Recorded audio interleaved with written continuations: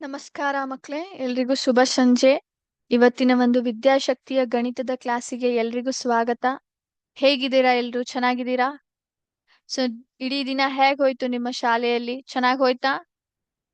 ಆಗ್ಲೇ ಇವತ್ತು ಶುಕ್ರವಾರ, ನಾಳೆ ಶನಿವಾರ, ಹೌದಾ? ಮತ್ತೆ ರವಿವಾರ ಬಂತು, ಮತ್ತೆ ನಿಮ್ಗೆ ರಜೆ, ಹೌದಾ? Yes. All right. I hope ಎಲ್ರೂ ನಿಮ್ಮ ಒಂದು ಕ್ಲಾಸನ್ನ ಚೆನ್ನಾಗಿ ಕೇಳಿದೀರಾ, ನಿಮ್ಮ ದಿನವನ್ನ ಚೆನ್ನಾಗಿ ಕಳೆದಿದ್ದೀರಾ ಅಂತ ಅನ್ಕೋತೀನಿ.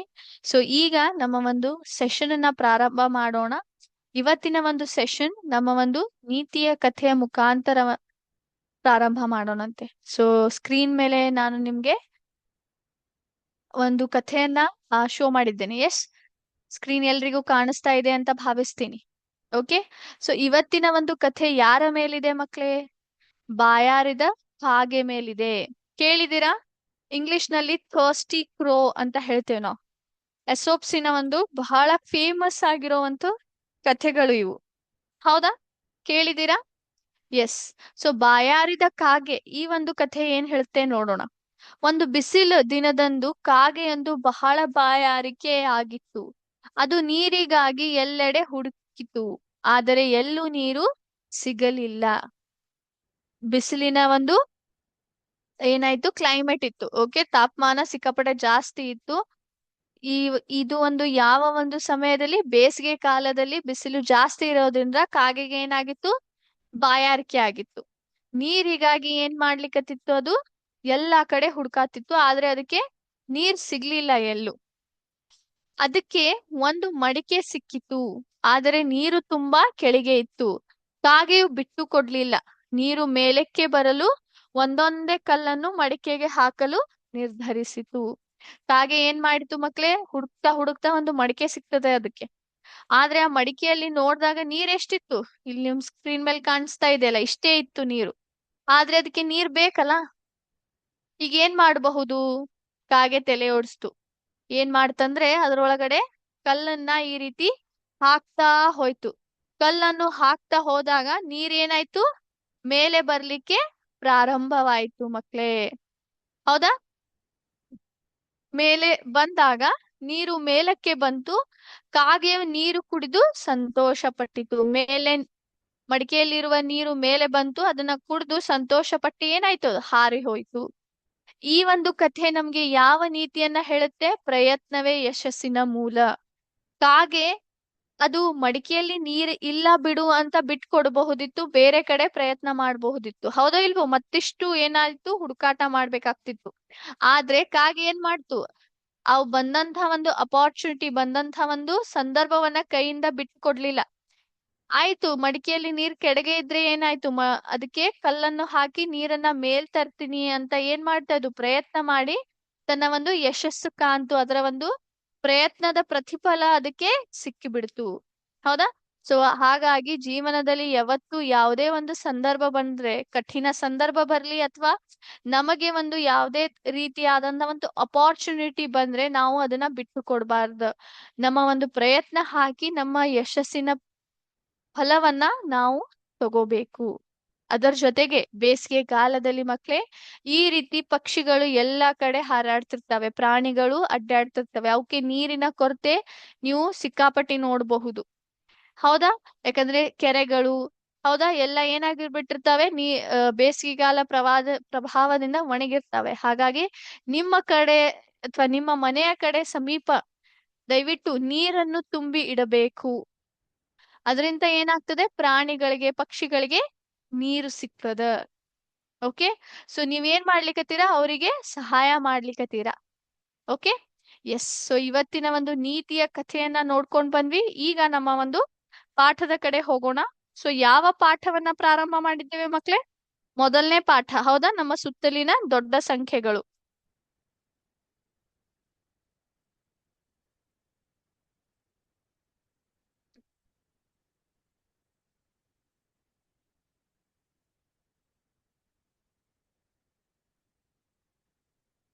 ನಮ್ಮ ಸುತ್ತಲಿನ ದೊಡ್ಡ ಸಂಖ್ಯೆಗಳು, ಈ ಒಂದು ಪಾಠವನ್ನ ಪ್ರಾರಂಭ ಮಾಡಿದ್ದೇವೆ. ಲಾಸ್ಟ್ ಕ್ಲಾಸ್ ಅಲ್ಲಿ ಏನನ್ನ ಓದಿದ್ವಿ ಮಕ್ಳೇ? ಭಾರತ ಪದ್ಧತಿಯ ಪ್ರಕಾರ ಇರುವಂತಹ ಒಂದು ಸ್ಥಾನ ಬೆಲೆ. ಭಾರತದ ಪದ್ಧತಿ ಪದ್ಧತಿ ಪ್ರಕಾರ ಇರುವ ಸ್ಥಾನ ಬೆಲೆ ಅದರ ಮೇಲೆ ಚರ್ಚೆಯನ್ನ ಪ್ರಾರಂಭ ಮಾಡಿದ್ವಿ. ಕರೆಕ್ಟಾ? ಸ್ಟಾರ್ಟಿಂಗ್ ಹೈಟ್ ಎಸ್ಟಿಮೇಶನ್ ಆಕ್ಟಿವಿಟಿನ ಕಂಪ್ಲೀಟ್ ಮಾಡಿದ್ವಿ. ದೊಡ್ಡ ಸಂಖ್ಯೆಗಳು ಎಷ್ಟು ಪ್ರಮಾಣದಲ್ಲಿ ನಾವು ಬಳಸ್ತೀವಿ ಅಂತ ತಿಳ್ಕೊಂಡ್ವಿ. ನಂತರ ಈ ಒಂದು ಸ್ಥಾನ ಬೆಲೆ ಭಾರತದ ಪದ್ಧತಿಯ ಪ್ರಕಾರ ಇರುವಂತಹ ಸ್ಥಾನ ಬೆಲೆಯನ್ನ ಪ್ರಾರಂಭ ಮಾಡಿದ್ವಿ. ಅದ್ರೊಳಗಡೆ ಏನನ್ನ ನೋಡಿದ್ವಿ? ಸ್ಥಾನ ಬೆಲೆ, ಹೌದಾ? ಪ್ಲೇಸ್ ವ್ಯಾಲ್ಯೂ ಚಾರ್ಟ್ ಅಂತ ನಾವೇನ್ ಹೇಳ್ತೀವಿ, ಎಸ್, ಅದನ್ನ ನೋಡ್ಕೊಂಡ್ವಿ. ಇಂಡಿಯನ್ ಪ್ಲೇಸ್ ವ್ಯಾಲ್ಯೂ ಚಾರ್ಟ್, ಹೌದೋ ಇಲ್ವೋ? ಎಸ್, ಕರೆಕ್ಟಾ? ನಾನ್ ಹೇಳ್ತಿರೋದು ನಿಮ್ಗೆ ಸ್ವಲ್ಪ ನೆನ್ಪಾಗ್ತಿದ್ಯಾ? ಭಾರತೀಯ ಸ್ಥಾನ ಬೆಲೆ ಕೋಷ್ಟಕ, ಅದನ್ನ ನೋಡ್ಕೊಂಡ್ವಿ. ತದನಂತರ ಏನ್ ಮಾಡಿದ್ವಿ ಮಕ್ಳೇ? ನಂತರ ಕಾಮಾಸ್ ಯಾವ ರೀತಿ ಹಾಕ್ತಿವಿ, ಹೌದಾ? ಅಲ್ಪ ವಿರಾಮ ಸಂಖ್ಯೆಗಳಲ್ಲಿ ಈ ಪದ್ಧತಿಯ ಪ್ರಕಾರ ಯಾವ ರೀತಿ ಹಾಕ್ತಿವಿ ಅಂತ ನೋಡ್ಕೊಂಡ್ವಿ, ಹೌದಾ? ಇದರ ಒಂದು ಕೋಷ್ಟಕ, ನಂತರ ಅಲ್ಪ ವಿರಾಮ ಯಾವ ರೀತಿ ಹಾಕ್ತಿವಿ ಅಂತ ಇವೆರಡೂ ವಿಷಯನ ಮುಗಿಸಿದ್ವಿ. ನಂತರ ಮುಂದಿನ ವಿಷಯ ಏನಿತ್ತು ಮಕ್ಳೇ? ಭಾರತೀಯ ಪದ್ಧತಿಯ ಪ್ರಕಾರ ಸ್ಥಾನ ಬೆಲೆದ ಪ್ರಕಾರ ಈ ಸಂಖ್ಯೆಗಳನ್ನ ಯಾವ ರೀತಿ ಬರಿತೀವಿ, ಓದ್ತೀವಿ, ಹೌದಾ? ಅದನ್ನ ಇವತ್ತಿನ ಕ್ಲಾಸ್ ಅಲ್ಲಿ ಚರ್ಚೆ ಮಾಡೋಣಂತೆ. ಸೊ ನನ್ನ ಸ್ಕ್ರೀನ್ ನಿಮ್ಮೊಂದಿಗೆ ಶೇರ್ ಮಾಡ್ತಾ ಇದ್ದೀನಿ, ಕಾಣಿಸ್ತಾ ಇದೆಯಾ? ಎಸ್, ಈ ಒಂದು ಕೋಷ್ಟಕದ ಮೇಲೆ ಚರ್ಚೆ ಈಗಾಗ್ಲೇ ನಾವು ಮುಗಿಸಿದ್ದೇವೆ, ಸ್ಥಾನ ಬೆಲೆಯ ಕೋಷ್ಟಕ. ನಂತರ ಭಾರತೀಯ ಸ್ಥಾನ ಬೆಲೆ ಪದ್ಧತಿ ಪ್ರಕಾರ ನಾವು ಸಂಖ್ಯೆಗಳಲ್ಲಿ ಅಲ್ಪ ವಿರಾಮ ಯಾವ ರೀತಿ ಬಳಸ್ತೀವಿ ಅಂತ ನೋಡ್ಕೊಂಡ್ವಿ. ಈಗ ಏನಿದೆ, ಅಕ್ಷರಗಳಲ್ಲಿ ಯಾವ ರೀತಿ ಬರಿಬೇಕು, ಭಾರತೀಯ ಸ್ಥಾನ ಬೆಲೆ ಪದ್ಧತಿ ಪ್ರಕಾರ ಅಕ್ಷರಗಳಲ್ಲಿ ಯಾವ ರೀತಿ ಬರೆಬೇಕು ಅಂತ ನೋಡೋಣಂತ. ಮೊದ್ಲಿಗೆ ಇರುವ ಒಂದು ಸಂಖ್ಯೆಯನ್ನ ನೋಡಿ, 450000. ಈ ಸಂಖ್ಯೆಯನ್ನ ನೀವು ಯಾವ ರೀತಿ ಅಕ್ಷರದಲ್ಲಿ ಬರಿತೀರಾ? ಈಗ ಅದನ್ನ ಮಾಡ್ಬೇಕಂದ್ರೆ ಬಹಳ ಮುಖ್ಯವಾದದ್ದು ಏನು? ನಿಮಗೆ ಸ್ಥಾನ ಬೆಲೆ, ಸಂಖ್ಯೆಗಳ ಸ್ಥಾನ ಬೆಲೆಯನ್ನ ನೀವು ಮೊದ್ಲಿಗೆ ಗುರುತಿಸಬೇಕು. ಗುರುತಿಸಿದಾಗ ಮಾತ್ರ ಅದನ್ನ ನೀವು ಅಕ್ಷರದಲ್ಲಿ ಬರಲಿಕ್ಕೆ ಸರಳವಾಗ್ತದ. ಓಕೆ, ಸೊ ನಾವು ಯಾವಾಗ್ಲೂ ಸ್ಥಾನ ಬೆಲೆ ಎಲ್ಲಿಂದ ಪ್ರಾರಂಭ ಮಾಡ್ತೀವಿ? ಬಿಡಿಯಿಂದ ಪ್ರಾರಂಭ ಆಗ್ತದ. ಸೊ ಬಿಡಿ ಸ್ಥಾನದ ಸಂಖ್ಯೆ ಯಾವುದು? ಇದು, ಈ 0, ಹೌದಾ? ಹೌದಾ? M I correct? 0, ಹೌದಾ? ಈ 0 ಬಿಡಿ. ನಂತರ ಬರುತ್ತೆ 10, ಇದು 100 ಆಯ್ತು, ಹೌದಾ? ಇದು 100 ಆಯ್ತು. ನಂತರ ಇದು 1000, 5ರ ಸ್ಥಾನ 10,000, 4 ಸಂಖ್ಯೆಯ ಸ್ಥಾನ ಲಕ್ಷ. ಹಾಗಾದ್ರೆ ಇದನ್ನ ಅಕ್ಷರದಲ್ಲಿ ಹೇಗೆ ಹೋಗ್ತೀವಿ? 4,50,000, 4,50,000. 50, ಈ 1000 10,000ನ ಕೂಡಿಸ್ತೇವೆ, 50,000. ನಂತರ ಮುಂದ್ ಯಾವ್ದು ಸಂಖ್ಯೆ ಇಲ್ಲ ನಮ್ ಕಡೆ, 0 ಇದೆ, ಅಂದ್ರೆ ಅದರ ಮೌಲ್ಯ ಏನೂ ಇಲ್ಲ. ಹಾಗಾಗಿ ಅದನ್ನ ನಾವ್ ಏನ್ ಮಾಡ್ತೀವಿ? ಕನ್ಸಿಡರ್ ಮಾಡೋದಿಲ್ಲ, ಬಿಟ್ಬಿಡ್ತೀವಿ. ಓಕೆ, ಸೊ 4,50,000 ಏನಾಯ್ತು? ಅಕ್ಷರದಲ್ಲಿ ಬರೆಯುವಂತ ಒಂದು ಪೂರ್ತಿ ಅದರ ಒಂದು ಸ್ಪೆಲ್ಲಿಂಗ್ಸ್ ಅಥವಾ ಒಂದು ವರ್ಡ್ಸ್. ಅದು ಚೆಕ್ ಮಾಡೋಣ, ಉತ್ತರ ನೋಡೋಣ. ಇಲ್ಲಿ ನೋಡಿ, 4,50,000 ಸರಿಯಾಗಿ ನಾವು ಮಾಡಿದ್ದೇವೆ. 4,50,000. ಎಸ್, ಎರಡನೇ ಒಂದು ಪ್ರಶ್ನೆಗೆ ಹೋಗೋಣ ಒಂದಿಷ್ಟು. ಎಸ್, 12, 34, 5, 6, 7. ಇದನ್ನ ಯಾವ ರೀತಿ ಓದ್ತೀರಾ ಅಥವಾ ಅಕ್ಷರದಲ್ಲಿ ಬರೀತೀರಾ? ಪ್ರಯತ್ನ ಮಾಡ್ಬೇಕು ಎಲ್ರು. ಮೊದ್ಲಿಗೆ ಹೇಳ್ದ ಹಾಗೆ ಏನನ್ನ ಗುರುತಿಸ್ಬೇಕು? ಸಂಖ್ಯೆಗಳ ಸ್ಥಾನವನ್ನ, ಅದರ ಒಂದು ಸ್ಥಾನ ಬೆಲೆಗಳನ್ನ ಗುರುತಿಸಿ ನಂತರ ನೀವು ಸರಿಯಾಗಿ ಏನ್ ಮಾಡ್ಬೋದು? ಅವನ್ನ ಓದಬಹುದು, ಓದ್ಲಿಕ್ಕೆ ಸಾಧ್ಯ. ಸ್ಟಾರ್ಟ್ ಮಾಡೋಣ. ಎಲ್ರು ಮಾಡಿದ್ದೀರಾ? ನಿಮ್ಮ ಉತ್ತರಗಳನ್ನ ಚಾಟ್ ಬಾಕ್ಸ್ ಹಾಕ್ಬೇಕು, ಚಾಟ್ ಬಾಕ್ಸ್ ಅಲ್ಲಿ ಹಾಕ್ಬೇಕು ಮಕ್ಕಳೇ. Okay, S. 7 ಇದರ ಒಂದು ಸ್ಥಾನ ಬೆಲೆ ಬಿಡಿ, ಒನ್ಸ್. 6 ಎದ್ರೊಳಗ್ ಬರುತ್ತೆ? 10ರ ಸ್ಥಾನದಲ್ಲಿ, ಟೆನ್ಸ್. 5 ಬರುತ್ತೆ 100ರ ಸ್ಥಾನದಲ್ಲಿ, ಹಂಡ್ರೆಡ್ಸ್. ನಂತರ 4 ಎದ್ರೊಳಗ್ ಬರುತ್ತೆ? 1000 ಸ್ಥಾನದಲ್ಲಿ, 1000. 3 ಎಲ್ಲಿ ಬರುತ್ತೆ? 10,000, 10,000 ಸ್ಥಾನದಲ್ಲಿ. ನಂತರ 2 ಎಲ್ಲಿ ಬರುತ್ತೆ? ಲಕ್ಷ, 1,00,000 ಪ್ಲೇಸ್ ಅಲ್ಲಿ, ಹೌದಾ? ನಂತರ 1 ಬರುತ್ತೆ 10 ಲಕ್ಷ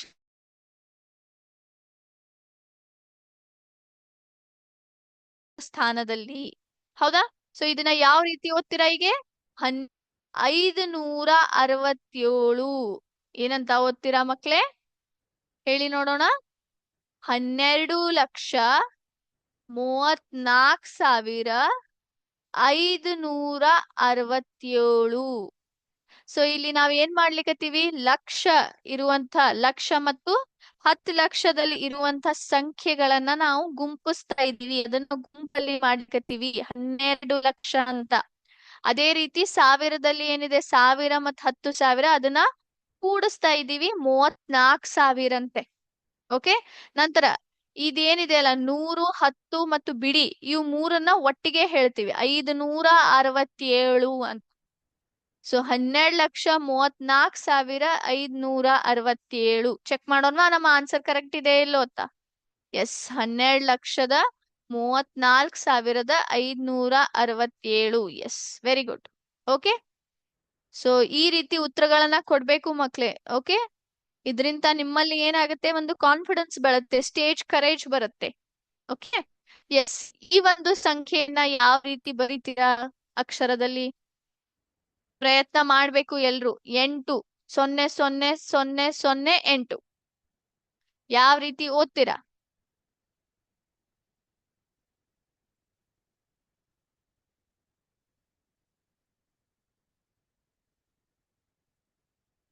ಮಾಡಿದ್ರಾ ಪ್ರಯತ್ನ? ಹೇಳಿದ್ರಾ? ಓಕೆ. ಸೊ ಡಿಸ್ಕಸ್ ಮಾಡೋಣವಾ? ಮೊದ್ಲಿಗೆ ಬಿಡಿ ಸ್ಥಾನದಲ್ಲಿ ಯಾವ್ದಿದೆ? 8. ನಂತರ 10ರ ಸ್ಥಾನದಲ್ಲಿ 0, 100ರ ಸ್ಥಾನದಲ್ಲಿಯೂ 0, 1000 ಸ್ಥಾನದಲ್ಲಿ 0, 10,000 ಸ್ಥಾನದಲ್ಲಿ 0, ಕೊನೆಯದಾಗಿ ಬರೋದು ಲಕ್ಷದ ಸ್ಥಾನದಲ್ಲಿ 8. ಈಗ ಹೇಗ್ ಓದ್ತೀರಾ ನೀವು? 8 ಲಕ್ಷದ 8 ಮಾತ್ರ. ನಡುವೆ ಏನಿದೆ ಅಲ್ಲ 1000, 10,000, 100 ಮತ್ತು 10 ಅದರಲ್ಲಿ 0 ಇದೆ. ಹಾಗಾಗಿ ಯಾವನು ನಾವೇನ್ ಮಾಡೋದಿಲ್ಲ, ಕನ್ಸಿಡರ್ ಮಾಡ್ಲಿಕ್ಕೆ ಬರೋದೇ ಇಲ್ಲ. ಯಾಕಂದ್ರೆ ಅಲ್ಲಿ ಸಂಖ್ಯೆಗಳಲ್ಲೇ ಇಲ್ಲ ಅವು. ಹೌದಾ ಇಲ್ವೋ?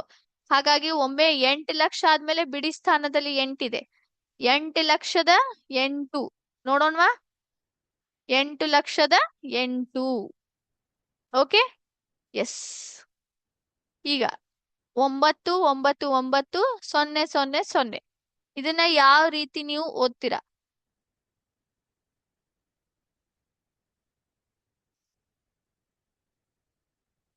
ಪ್ರಯತ್ನ ಮಾಡ್ರಿ ಮಕ್ಳೇ. ನಂತರ ನಾನು ಕೂಡ ನಿಮ್ಮೊಂದಿಗೆ ಅದನ್ನ ಚರ್ಚೆ ಮಾಡ್ತೀನಿ ಅಂತೆ.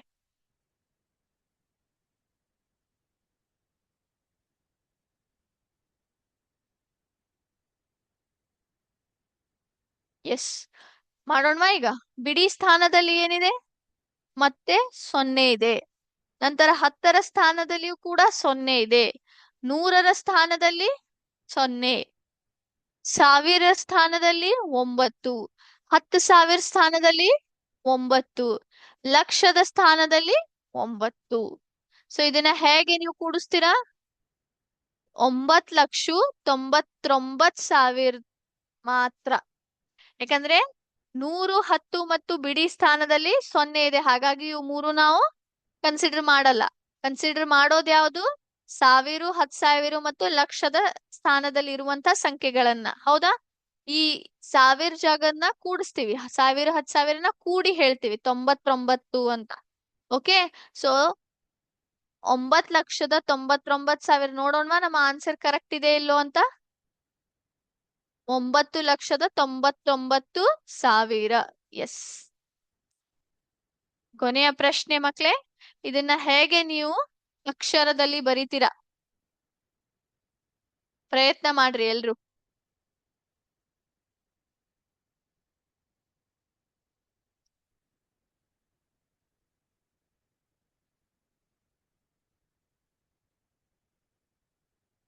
ಎಸ್, ಮಾಡಿದ್ರಾ? ಓಕೆ. ಸೊ 5 ಇದರ ಒಂದು ಸ್ಥಾನ ಬೆಲೆ ಬಿಡಿ. ನಂತರ 10ರ ಸ್ಥಾನದಲ್ಲಿ ಮತ್ತೆ 0, 5ರ ಸ್ಥಾನದಲ್ಲಿ 100 ಮತ್ತು ಈ ಒಂದು 0 1000, 1 10,000. ಹೌದಾ? ಇದು 10,000 ಜಾಗದಲ್ಲಿದೆ. ನಂತರ 2 ಲಕ್ಷ. ಹೌದಾ? ಸೊ ಇದನ್ನ ಹೇಗೆ ಓದ್ತೀರಾ ಮಕ್ಳೇ? ಅಕ್ಷರದಲ್ಲಿ ಹೇಗೆ ಬರೀತೀರಾ?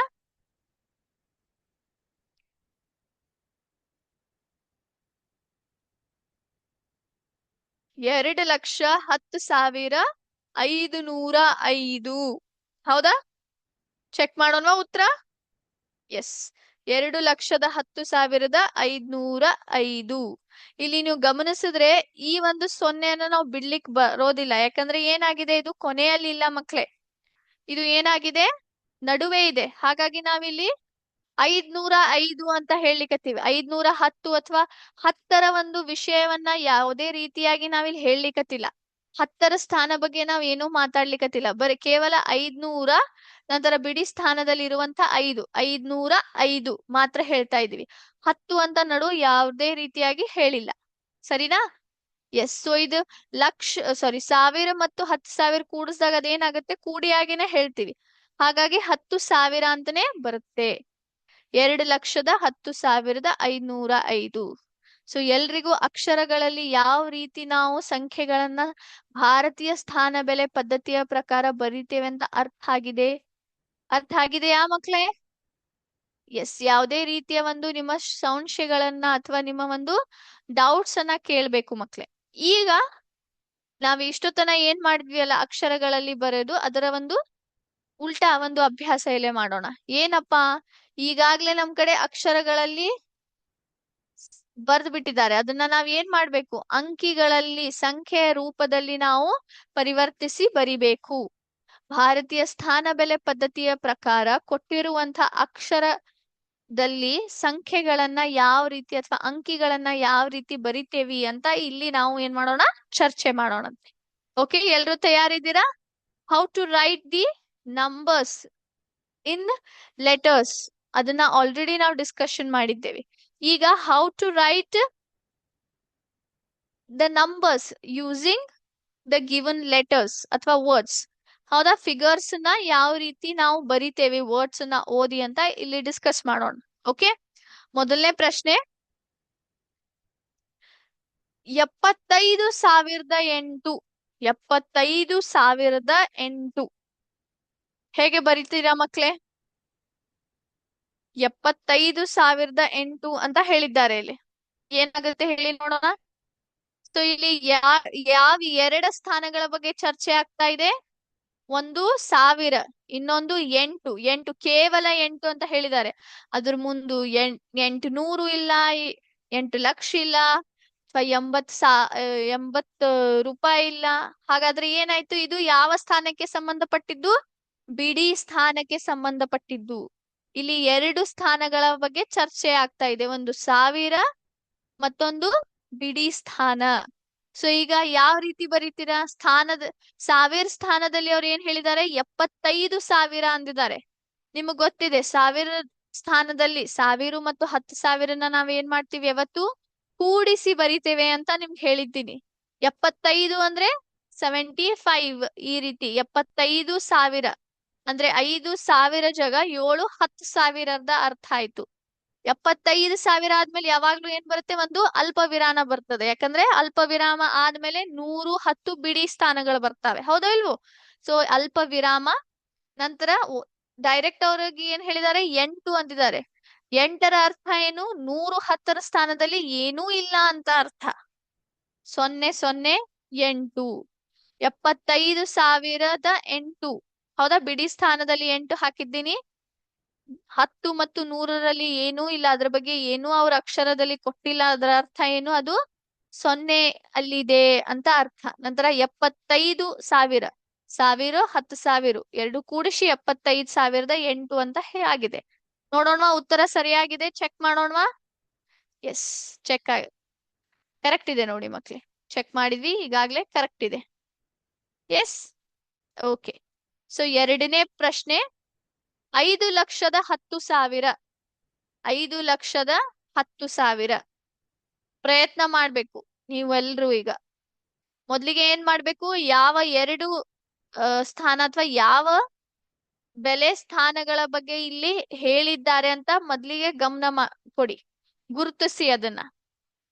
5,10,000 ಅಂದ್ರೆ ಇಲ್ಲಿ ಮೊದಲನೇ ಬೆಲೆ ಸ್ಥಾನ ಲಕ್ಷ, ಮತ್ತೊಂದು 1,000. ಇಲ್ಲಿ ಚರ್ಚೆ ಮಾಡ್ತಾ ಇರೋದು ಎರಡು ಬೆಲೆ ಸ್ಥಾನಗಳ ಬಗ್ಗೆ. ಅದ್ಯಾವುದು? ಲಕ್ಷ ಮತ್ತು ಸಾವಿರ. ಸಾವಿರ ನಂತರ ಅವ್ರು ಏನು ಹೇಳೇ ಇಲ್ಲ. ಅದರ ಅರ್ಥ ಏನು? ಮತ್ತೆ ತಿರುಗಿ 110 ಬಿಡಿ ಸ್ಥಾನದಲ್ಲಿ ಏನೂ ಇಲ್ಲ ಅಂತ ಅರ್ಥ. ಯಾಕಂದ್ರೆ ಅವ್ರು ಇಲ್ಲಿ ಏನು ಹೇಳೇ ಇಲ್ಲ. ಕರೆಕ್ಟಾ? ಸೊ 5,10,000 ಅಂದ್ರೆ 5 ಲಕ್ಷ. 5 ಲಕ್ಷ ಇದೆ. ಇದು ಇಲ್ಲಿ ಡಬಲ್ ಡಿಜಿಟ್ ಇಲ್ಲ, ಸಿಂಗಲ್ ಡಿಜಿಟ್ ಇದೆ, ಸಿಂಗಲ್ ಅಂಕಿ ಇದೆ 5. ಅಂದ್ರೆ ಕೇವಲ ಲಕ್ಷ ಸ್ಥಾನ ಹೇಳಿದ್ದಾರೆ ಅವರು. 10 ಲಕ್ಷ ಇತ್ತಂದ್ರೆ ಅದು 50 ಲಕ್ಷ ಆಗ್ತಿತ್ತು. ಅಂದ್ರೆ ಡಬಲ್ ಡಿಜಿಟ್ ರೂಪದಲ್ಲಿ ಅಂಕಿಗಳು ಬರ್ತಿದ್ವು. ಇಲ್ಲಿ ಕೇವಲ 5 ಅಂದಿದ್ದಾರೆ. ಸಿಂಗಲ್ ಅಂಕಿಗಳ ಬಗ್ಗೆ ಮಾತನಾಡ್ತಿದ್ದಾರೆ, ಒಂಟಿ ಅಂಕಿಗಳ ಬಗ್ಗೆ. ಹಾಗಾಗಿ ಲಕ್ಷ ಸ್ಥಾನ ಬಗ್ಗೆ ಮಾತಾಡಿದ್ದಾರೆ. ಲಕ್ಷ ಆದ್ಮೇಲೆ ಯಾವಾಗ್ಲೂ ಏನ್ ಬರುತ್ತೆ? ಒಂದು ಅಲ್ಪ ವಿರಾಮ ಬರುತ್ತೆ. ಯಾಕಂದ್ರೆ ನಾವಿಲ್ಲಿ 1000, 10,000 ಬಗ್ಗೆ ಹೇಳ್ತೀವಿ. ಹೌದಾ? 10,000, 10,000 ಅಂದ್ರೆ 10,000 ಈ ರೀತಿ ಬರುತ್ತೆ. ಹೌದಾ? ನಂತರ 1000 ಜಾಗ ನಂತರ ಏನ್ ಬರುತ್ತೆ? ಅಲ್ಪ ವಿರಾಮ. ಈಗ 110 ಬಿಡಿರಿ ಬಗ್ಗೆ ಏನೂ ಹೇಳೇ ಇಲ್ಲ. ಹಾಗಾಗಿ ಅದನ್ನ 0 ಅಂತ ಹಾಕ್ಬಿಡ್ತೀವಿ. 5,00,000 10,000 ಆಗಿರ್ಬೋದಾ? ಎಸ್, ಈ ರೀತಿ ಬರುತ್ತೆ ಮಕ್ಳೇ. 9 ಕೋಟಿ.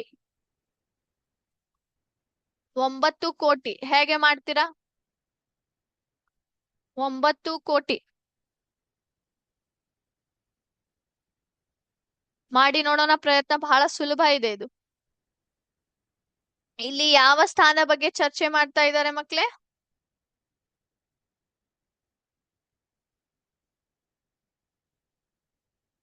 ಯಾವ ಸ್ಥಾನ ಬಗ್ಗೆ ಹೇಳಿದ್ದಾರೆ?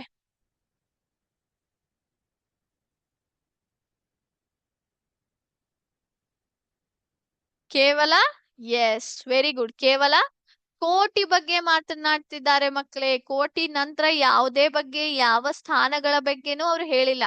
ಕೇವಲ ಕೋಟಿ ಇದೆ. ಹಾಗಾಗಿ 9 ಕೋಟಿ. 9 ಏನಿದೆ?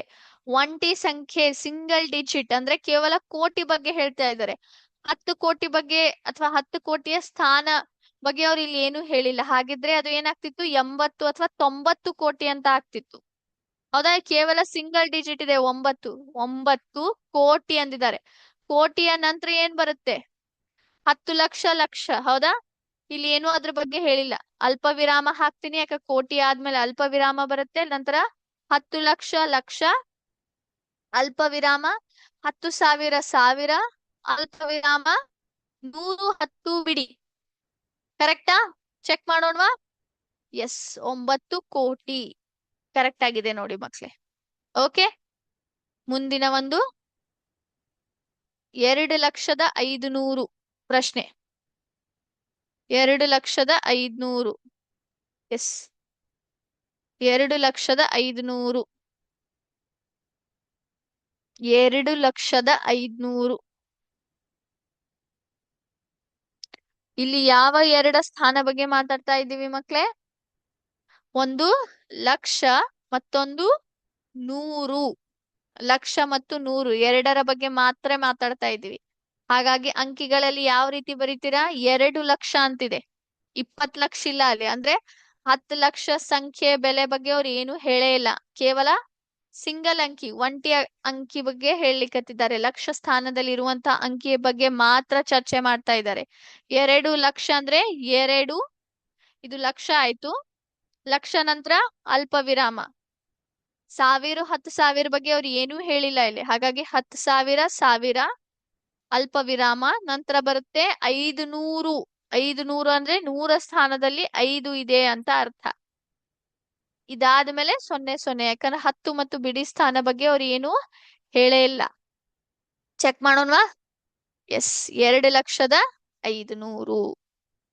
ಓಕೆ, 6,06,6,6. 6,06,6,6. ಹೇಳ್ಬೋದಾ ಮಕ್ಳೇ? ಇದನ್ನ ಯಾವ ರೀತಿ ಬರೀತೀರಾ ಅಂಕಿಗಳಲ್ಲಿ ಅಂತ? 6,06,6,6.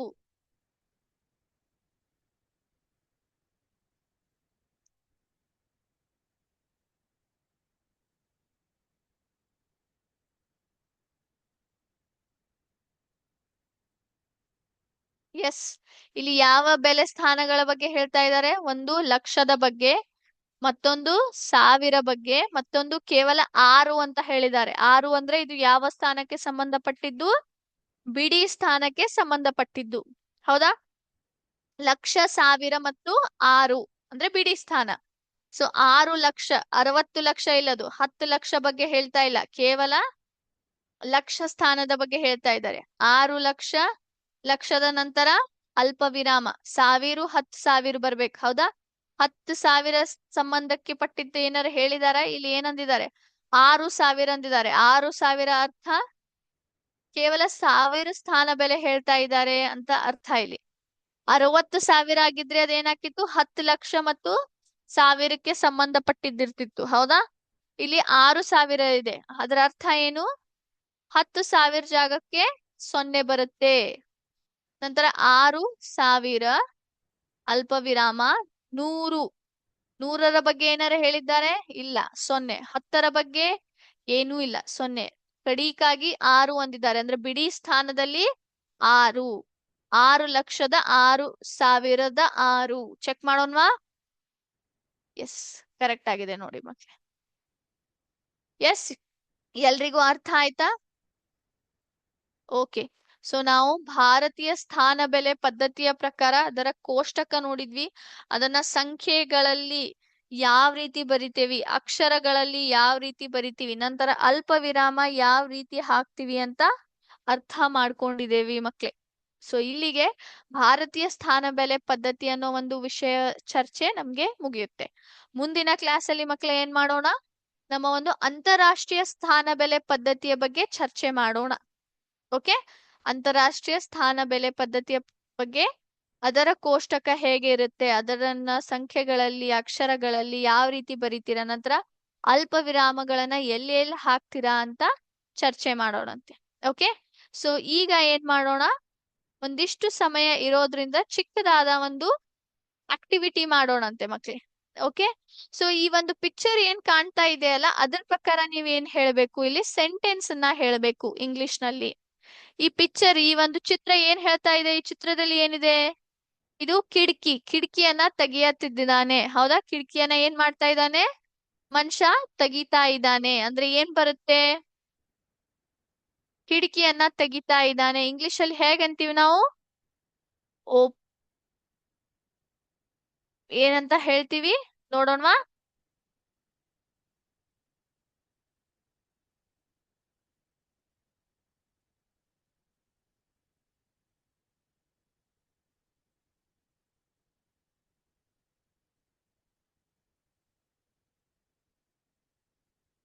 Open the window. ಕಿಟಕಿಯನ್ನ ತೆಗೀರಿ. ಅದನ್ನ ಅನ್ಲಿಕ್ಕೆ ನಾವೇನಂತೀವಿ? ಓಪನ್ ದ ವಿಂಡೋ ಅಂತ ಕರಿತೀವಿ. ಈಗ ಈ ಮನುಷ್ಯ ಏನ್ ಮಾಡ್ತಾ ಇದ್ದಾನೆ? ಬಾಗ್ಲನ್ನ ಮುಚ್ತಾ ಇದ್ದಾನೆ. ಹಾಗಾದ್ರೆ ಏನಾಯ್ತು? ಅದು ಹೇಳ್ಬೋದಾ ಯಾರಾದ್ರೂ? ಏನಾಯ್ತು?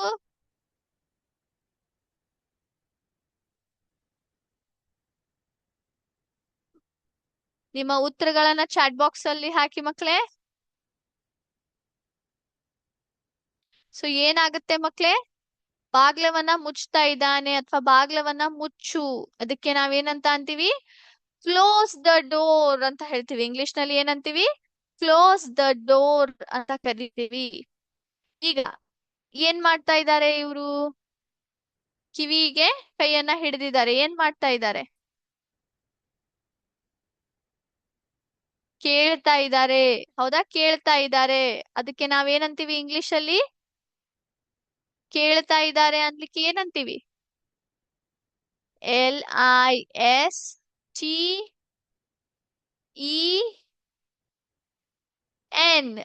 ಲಿಸನ್ ಅಂತೀವಿ. ಕೇಳ್ತಾ ಇದ್ದೀರಿ ಅಂದ್ರೆ ಲಿಸನ್ ಅಂತ ಅರ್ಥ. Okay? All right? Okay. So ಇದು ಈ ಆಕ್ಟಿವಿಟಿನ ಇಲ್ಲಿಗೆ ಸ್ಟಾಪ್ ಮಾಡ್ತೀನಿ. ಮುಂದಿನ ಕ್ಲಾಸ್ ಅಲ್ಲಿ ಮತ್ತೆ ಕಂಟಿನ್ಯೂ ಮಾಡೋಣ. ಅದರ ಜೊತೆಗೆ ನಮ್ಮ ಚಾಪ್ಟರ್ ಮೇಲೆ ಇರುವಂತಹ ಒಂದು ಚರ್ಚೆನ ಕೂಡ ಕಂಟಿನ್ಯೂ ಮಾಡೋಣ. ಇವತ್ತಿನ ಕ್ಲಾಸ್ ಎಲ್ರಿಗೂ ಇಷ್ಟ ಆಗಿದೆ ಅಂತ ಭಾವಿಸ್ತೀನಿ. ಎಲ್ಲರಿಗಿಂತ ಹೆಚ್ಚಾಗಿ ಅರ್ಥ ಆಗಿದೆ ಅಂತ ಅನ್ಕೋತೀನಿ. ಮುಂದಿನ ಕ್ಲಾಸ್ ಅಲ್ಲಿ ಮತ್ತೆ ಭೇಟಿ ಆಗೋಣ ಮಕ್ಳೇ. Thank you so much. ಜೈ ಹಿಂದ್, ಜೈ ವಿದ್ಯಾಶಕ್ತಿ.